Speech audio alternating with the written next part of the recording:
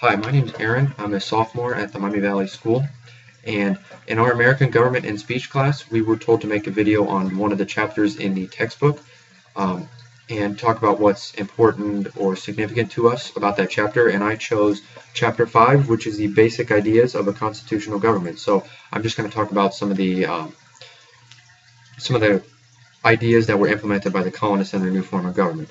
So there were courts, which were judges, jurors, that sort of thing, and then they had legislatures who were elected lawmakers who worked together to create new laws that were implemented into society. And then they had fundamental rights, which was life, liberty, the pursuit of happiness, and then rule of law. So I think something that's really important is the colonists' overall goal to become more representative than monarchical England. That's one of the reasons why they left, because there was no representation, which they really didn't like. So they went about that in a variety of different ways.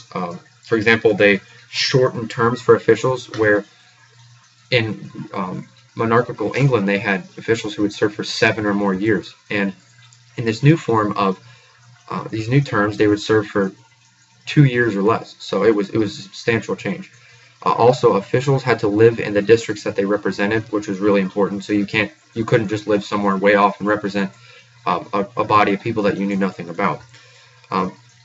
Along those lines, you had to understand your constituents, which in Great Britain, this was a really big problem because the officials didn't understand the constituents, and that led to a lot of rights violations, which was a bad thing. And there was finally more than one candidate on the ballot, so the election wasn't decided when it was before it was over. So there was a better chance that you wouldn't just have one ideologue who ruled for many years and nothing changed, which was the situation in Great Britain. So that's something that they wanted to implement. And an interesting fact I found actually in the textbook, I thought this was interesting.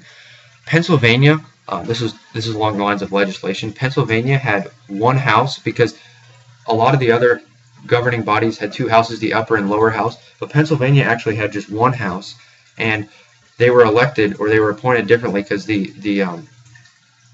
normal house, the upper and lower, were elected by people in the community, and these people in Pennsylvania were actually appointed by the governor or wealthy landowning people. So I thought that was something interesting to mention. And what I'm trying to get at is the big idea about the colonists is they really focused on the question why. This is what I think, because the rights that they were given in Great Britain, well, really they weren't given many. It was just the king, and he ruled, and they asked, why can't we do this? Why aren't we allowed to do this? And I think the government that they established is really rooted in the question why, because a lot of these principles are the complete opposite of what went on in Great Britain. So I think that's really significant, and that I thought that was really cool.